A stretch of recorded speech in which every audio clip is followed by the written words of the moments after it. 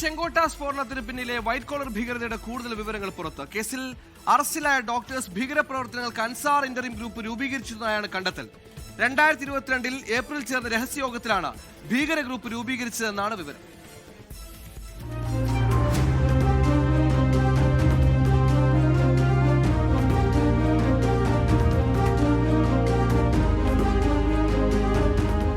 ചെങ്കോട്ട ഭീകരാക്രമണത്തിലെ NIA അന്വേഷണത്തിൽ ഞെട്ടിക്കുന്ന വിവരങ്ങളാണ് ഓരോ ഘട്ടത്തിലും പുറത്തുവരുന്നത്.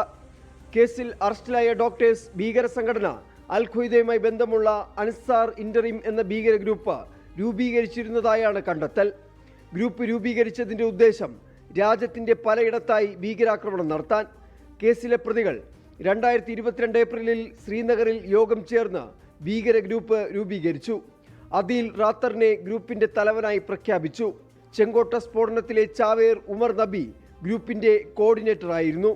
2023 ഹരിയാനയിലെ പലയിടത്തു നിന്ന് പൊട്ടാസ്യം നൈട്രേറ്റ് ഉൾപ്പെടെയുള്ള സ്ഫോടക വസ്തുക്കൾ വാങ്ങാൻ തീരുമാനിച്ചതായും കണ്ടെത്തി. ജമ്മു കശ്മീർ നൌഗാമിൽ ജെയ്ഷെ മുഹമ്മദ് പോസ്റ്ററുകൾ പ്രത്യക്ഷപ്പെടുകയും തുടർന്ന് പോലീസ് നടത്തിയ അന്വേഷണത്തിൽ പ്രതികൾ പിടിയിലാവുകയും ചെയ്തതോടെയാണ് പദ്ധതികൾ പാളിയത്. പിടിയിലാകുമെന്ന സാഹചര്യത്തിലായിരുന്നു ഉമർ നബി ചെങ്കോട്ടയ്ക്ക് സമീപം സ്ഫോടനം നടത്തിയത്. 24 ഡൽഹി.